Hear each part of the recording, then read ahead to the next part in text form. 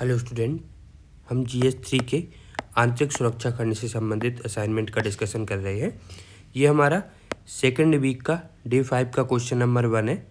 हमारा क्वेश्चन है, आपके अनुसार आतंकवाद के विभिन्न राजनीतिक, सामाजिक, आर्थिक और धार्मिक कारण क्या हैं? साथ ही आधुनिक आतंकवाद के विभिन्न स्वरूपों पर भी चर्चा कीजिए जो इसकी उपयुक्तता के अनुसार अपनाए जाते हैं। इंग्लिश में क्वेश्चन है, what according to you are the various political, social, economic and religious causes of terrorism? Also discuss the various shapes that modern terrorism takes according to its suitability. Okay, तो इस question में दो मांगे हैं। सबसे पहले हमें ये बताना है कि आतंकवाद के कारण क्या है और उन कारणों को 4 भागों में बांटना है, राजनीतिक, सामाजिक, आर्थिक और धार्मिक कारणों में। और हमें सेकंड भाग में बताना है कि आतंकवाद के अभी वर्तमान में कौन कौन से रूप चल रहे हैं, क्या वह रूप ले रहा है। ओके, तो हम आतंकवाद की बात करें तो वैश्विक आतंकवाद सूचकांक के अनुसार वर्ष 2023 में भारत में 123, जो इस सूचकांक में 123 देश हैं, उन 23 देशों में 163 देशों में भारत का स्थान 13वां है। अर्थात भारत आतंकवाद के प्रति एक सुभेद राष्ट्र है, लेकिन इस सुभेदता में अपेक्षाकृत कमी आई है क्योंकि पहले हम 8th नंबर पे थे। ठीक है, तो 8th नंबर से हम 13 नंबर पे आए हैं। अर्थात आतंकवाद में सुधार हो रहा है, लेकिन अभी भी वैश्विक स्तर से तुलना की जाए तो हम आतंकवाद के प्रति सुभेद राष्ट्र के अंतर्गत आते हैं। ओके, आतंकवाद बहुआयामी कारण से होता है। बेसिकली एक जटिल घटना है जो कई कारकों से प्रभावित होती है। अगर हम की बात करें तो सबसे पहले राजनीतिक कारण। राजनीतिक कारण में पहला है कि राजनीतिक उत्पीड़न होता है। राजनीतिक प्रतिनिधित्व की कमी होती है किसी वर्ग विशेष की, तो वर्ग विशेष की राजनीतिक प्रतिनिधित्व की कमी और उसे बुनियादी जो अधिकार हैं वो प्राप्त नहीं हो पाते हैं, तो इस वजह से वह आतंकवाद की ओर जाते हैं। जैसे कि भारत में जो नक्सलवादी माओवादी समूह हैं वो भी अपनी विचारधारा, अपने उद्देश्य के प्रति हिंसा अपनाता है, तो उन्हें भी हम आतंकवाद की श्रेणी में रखेंगे।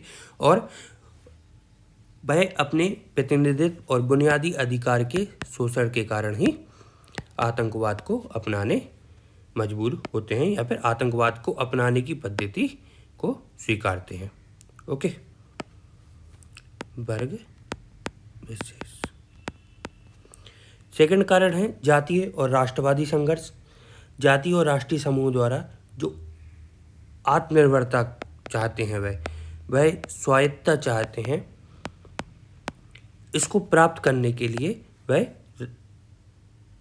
हिंसा को अपनाते हैं। जैसे कि हमने पूर्वोत्तर भारत में देखा है कि वहाँ जो उग्रवादी समूह हैं वह अपनी स्वायत्तता, चाहे वह बृहत नागालैंड की मांग हो, बोडोलैंड की मांग हो, इन सभी के लिए राजनीतिक हिंसा को अपनाते हैं और ये आतंकवाद का कारण बनता है। साथ ही राज्य प्रायोजित आतंकवाद भी आतंकवाद का कारण बनता है। जैसे कि पाकिस्तान के द्वारा भारत में आतंकवाद को प्रायोजित किया जाता है अपने उद्देश्यों के लिए, ताकि वह इस क्षेत्र में अशांति करके अपने कुछ जो उसके इंटरेस्ट हैं, भारत को कमज़ोर करने का, विदेश नीति पे नीचा दिखाने का, तो वह उसको संपन्न करता है इसके थ्रू। तो इसमें हम पाकिस्तान और इसकी घटना की बात की जाए तो जो पठानकोट में हुआ था हमला, वह इसके अंतर्गत आता है। इसके साथ ही राजनीतिक अस्थिरता अगर बनी रहती है और कमज़ोर शासन रहता है तो भ्रष्टाचार और कमज़ोर शासन के मुद्दों को ठीक करने के लिए या उनके मुद्दे उठाने के लिए आतंकवादी समूह भी अपनी गतिविधियों को संपन्न कराते हैं और ऐसी परिस्थिति का लाभ लेते हैं वो। जैसे कि हमने वैश्विक स्तर की बात की जाए तो हमने सीरिया में और इराक में जो देखा कि वहाँ पे राजनीतिक अस्थिरता थी, कमज़ोर शासन था, तो आतंकवादी समूह स्वयं के नेतृत्व को लेके आना चाहते थे। इसके साथ ही संघर्ष समाधान की जो नीति होती है, लंबे समय तक अनसुलझे संघर्ष बने रहते हैं, तो उस वजह से भी हिंसा और राजनीतिक हिंसा बढ़ती है, जिसमें हम बता सकते हैं कि चाहे वह कश्मीर का मुद्दा हो या फिर वैश्विक स्तर पे हमें पता है श्रीलंका में जो लिट्ठे समूह है वह अपनी स्वायत्ता, अपने अधिकारों के लिए लड़ता है, क्योंकि उनके जो संघर्ष थे उनके समाधान न करके उनको टाल दिया गया है। ओके, वहीं इसके सामाजिक और आर्थिक कारणों की बात की जाए तो सामाजिक और आर्थिक कारक में निर्धनता, असमानता और बेरोजगारी माना जाता है, क्योंकि आर्थिक असमानताओं के कारण लोगों में एक निराशा रहती है, एक आक्रोश रहता है, और इस आक्रोशता के कारण वह चरमपंथी विचारधारा के प्रति आकर्षित होते हैं, जो आतंकवाद का कारण बनता है।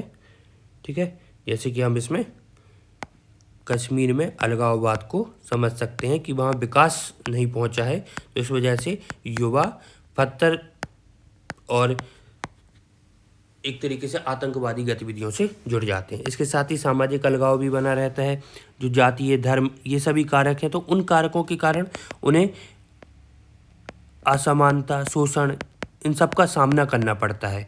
और शोषण के विरुद्ध अगर एक आवाज़ उठती है तो वह आवाज़ या तो शांतिपूर्वक एक विरोध का रूप कारण भी बन सकती है, लेकिन अगर वह उसको शांतिपूर्वक विरोध नहीं मिलता है तो वह हिंसा का रूप लेती है, और जो आतंकवाद का आधार बनता है।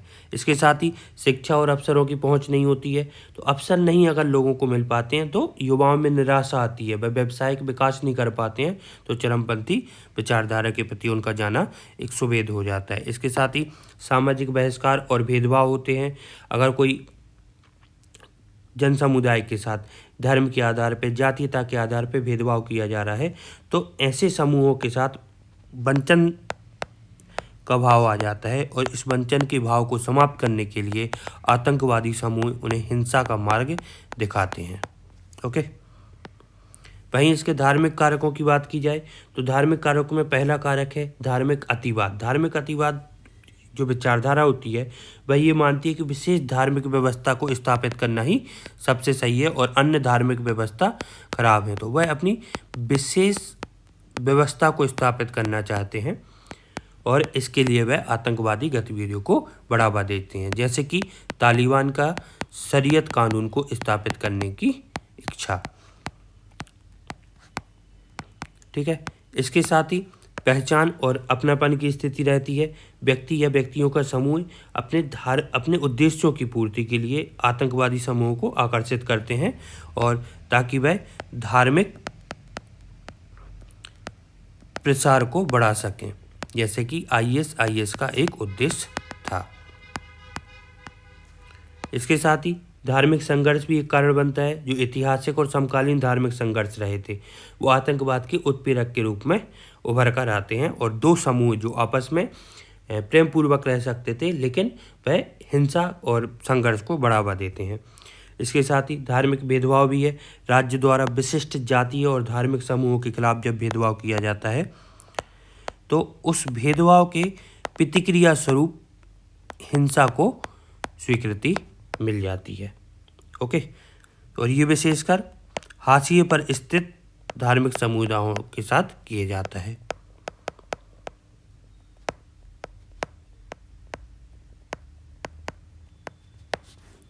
ओके, अब हम आते हैं कि आतंकवाद के कई रूप वर्तमान में चल रहे हैं, वह कौन कौन से रूप हैं। तो सबसे पहला है साइबर आतंकवाद।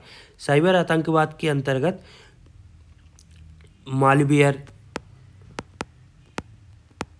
और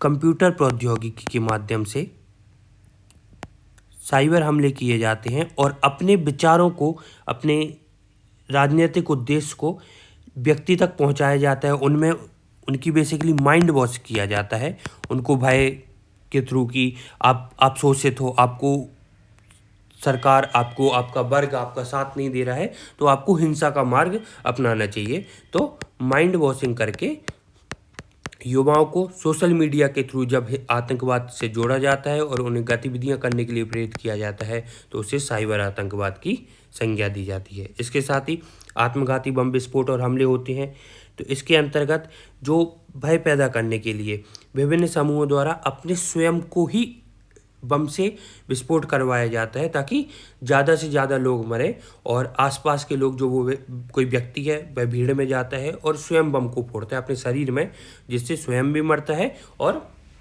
आसपास के लोगों की भी मृत्यु होती है। इसके साथ ही नार्को आतंकवाद देखा जा रहा है। इस आतंकवाद के अंतर्गत जो नशीले पदार्थ हैं और आतंकवादी समूह हैं उन दोनों के बीच में गठजोड़ देखने मिलता है और एक दूसरे को ये सहयोग देते हैं। नशीले पदार्थों के थ्रू आतंकवाद को फंडिंग मिलती है और आतंकवाद एक अस्थिरता पैदा करता है, जिससे नशीले पदार्थों के प्रति आकर्षण और उनकी तस्करी बढ़ती जाती है। ठीक है, और इसमें हम बता सकते हैं कि नौसेना और एनसीबी के अकॉर्डिंग केरल तट पर लगभग हमें 12,000 करोड़ मूल्य का जो ड्रग्स मिले थे, वो ड्रग्स एक नार्को आतंकवाद को बता रहे थे कि वह केरल में अस्थिरता पैदा करके केरल में नशीले पदार्थ का प्रयोग बढ़वा के आतंकवाद के प्रति युवाओं को और समुदाय को खींचना चाहते थे। इसके साथ ही लॉन वुल्फ अटैक भी होता है। लॉन वुल्फ अटैक में बेसिकली लाइव स्ट्रीमिंग करके हमला किया जाता है। कोई एक व्यक्ति ही होता है जो पूरे एक गुट की तरह काम करता है, जिसमें हम एग्जाम्पल ले सकते हैं न्यूजीलैंड के क्राइस्ट चर्च में जो 2019 में हमला हुआ था। इसमें लगभग 51 लोग की मौत हो गई थी। इसके साथ ही पर्यावरणीय आतंकवाद देखा जाता है, जिसके अंतर्गत वह जो वन क्षेत्र हैं या फिर जो जैव विविधता है उन पे हमला किया जाता है और उनको समाप्त करके सामान्य व्यक्तियों के जीवन में प्रभाव लाने का प्रयास किया जाता है, जिसमें हम सद्दाम हुसैन की घटना बता सकते हैं कि उन्होंने सैकड़ों तेलों के कुएं में आग लगा के एक तरीके से पर्यावरणीय आपदा को बढ़ा दिया था। इसके साथ ही पर्यावरणीय आपदा, इसके साथ उग्रवाद और गुरिल्ला युद्ध की नीति रहती है, जिसमें वह सरकारी संस्थानों पे हमला करते हैं। तो ये सभी हिंसा का ही एक रूप है, लेकिन तरीके अलग अलग हैं, वह जहाँ जैसे प्रयोग में किए जा रहे हों। इसके साथ ही रासायनिक आतंकवाद देखने मिलता है, जैसे कि नर्व एजेंट BX का प्रयोग कर लिया जाता है कुछ आतंकवादी समूहों के द्वारा, ताकि वह लोगों को हिंसा भय का विचार पैदा कर सकें, उन्हें डरा सकें। इसके अतिरिक्त वैचारिक आतंकवाद है। वैचारिक आतंकवाद में आप खालिस्तानी आंदोलन बोल सकते हैं,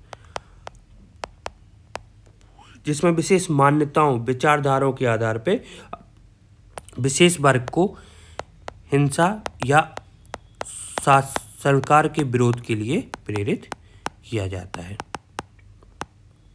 ओके स्टूडेंट, इस तरीके से हमने समझा कि आतंकवाद कितने रूपों में आ रहा है और इसके क्या क्या कारक हैं। तो हमने कारकों में सामाजिक कारक, सामाजिक और आर्थिक कारक हमने एक साथ देखे। हमने धार्मिक कारकों की बात की, जिसमें धार्मिक उन्माद, धार्मिक संघर्ष। हमने राजनीतिक कारकों की बात की और उसके एग्जाम्पल देखे, और अंत में हमने इसके स्वरूपों की बात की और उसके एग्जाम्पल को समझा। ओके स्टूडेंट, तो इस तरीके से हम हमारा टॉपिक यहाँ समाप्त करते हैं।